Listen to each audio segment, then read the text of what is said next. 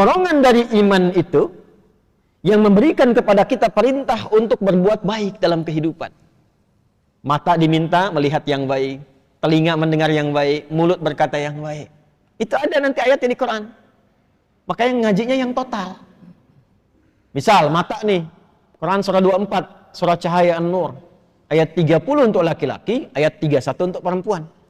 Kalau imannya dilatih dengan kuat, nanti iman itu punya transmisi gelombang. Masuk lewat fisik, kita dibimbing fisik untuk melihat. Masuk ke mata melihat. Qul lil mu'minina. Sampaikan, katakan Muhammad SAW kepada setiap insan beriman. Tuh, yang ada imannya.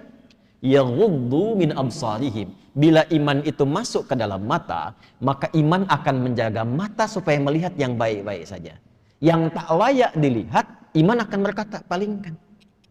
Makanya mata itu punya pandangan standar iman, punya pandangan standar yang bukan beriman. Sehingga nampak bagi kita ukuran. Coba kalau kita beriman itu kan, pakaian itu nggak semuanya bisa dilihat. Pak, Bu, nggak semua bisa dilihat. Bagi orang yang tidak beriman, pakaian terhormat itu banyak ragamnya. Aurat terbuka pun mungkin biasa karena nggak ada iman. Bagi orang beriman tidak, imannya mengatakan palingkan, itu dilarang. Ada batas yang harus dilihat. Jadi kalau di tempat lain tertentu misalnya, ada yang mengatakan itu biasa saja, itu pakaian terhormat untuk mereka. Iya, karena nggak ada imannya. Nah, bagi orang beriman itu standarnya apa? Standar iman. Itu yang menentukan hubungan kita dengan Allah. Makanya ada aturan dan ada hikmah di dalamnya. Coba kalau antum lihat tayangan-tayangan misalnya, lihat gambar di YouTube atau misalnya tayangan dan sebagainya, ada terbuka aurat. Iman itu pasti otomatis bekerja. Kalau imannya kuat, palingkan. Kadang dia istighfar, astagfirullah, palingkan. Dan nggak ada yang terlambat, nggak ada lisan istighfar mata nggak berpaling, astagfirullah. Salah ini. Nggak ada. Wasari'u ila maghfirah, cepat dia istighfar.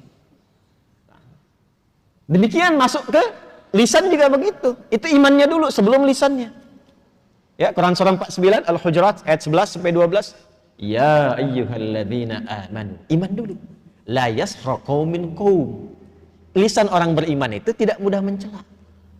Ini semakin tinggi imannya, semakin baik kosakatanya karena isi hatinya baik semua. Nah, kalau sudah menemukan yang baik itu susah mencari kosakata yang kotor. Al-Hasan cucu Nabi tahu? Radhiyallahu taala anhu. Enggak tahu cucu Nabi. Kalau kenal mungkin enggak kenal, tapi enggak tahu itu enggak mungkin itu. Cucu Nabi. Al-Hasan dan Al-Husain pernah dengar ya? Kami di pesantren itu membuka ruang tunggu ada dua, kanan dan kiri. Di pesantren yang sedang kita bangun. Kami berikan namanya dua cucu Nabi, Al-Hasan dan Al-Husain. Dan setiap tempat ada bangunannya, di situ ada edukasinya. Kenapa dinamakan Al-Hasan? Di situ ada sejarahnya, siapa beliau dan sebagainya. Dan seterusnya. Al-Hasan itu punya anak. Kalau ingin melihat perilaku yang paling mirip dengan Nabi, itu Al-Hasan. Kalau ingin melihat wajah yang paling mirip dengan Rasulullah SAW, itu Al-Husain. Makanya belajar sejarah, bagaimana akhlaknya Al-Hasan Ibn Ali ya, bin Abi Thalib radhiyallahu ta'ala anhu. Belajar sejarah. Itu diantara yang paling dekat dengan Al-Quran, yang lisannya paling lembut. Lembut. Masya Allah. Jadi sedang jalan dengan anaknya di masa fitnah kubra. Itu ada orang caci maki. Dalam satu riwayat, atau kama waqa, Allahu a'lam bis-shawab, sedang jalan dicaci maki. Begitu dicaci maki, kan ada satu masa fitnah kubra itu, ada fitnah yang sangat besar. Sampai orang berani mencaci maki cucunya Nabi SAW. Dan itu terkenal orang soleh. Beliau diam. Anaknya berkata kepada ayahnya, abati lima lam tarudd, atau kama qala, ayah, kenapa enggak dijawab? Maksudnya enggak diklarifikasi. Bahwa enggak benar demikian. Apa jawabnya? Wala adri kaifa arud. Bapak tuh enggak tahu cara jawabnya bagaimana. Sebab nyari kata-kata yang untuk membalas itu nggak menemukan dalam hatinya, dikhawatirkan takut menyakiti orang yang menyakitinya. Itu yang sering saya katakan, mencela yang sudah tercela itu buang-buang energi. Kalau sama-sama mencela ya sama-sama kotor kan.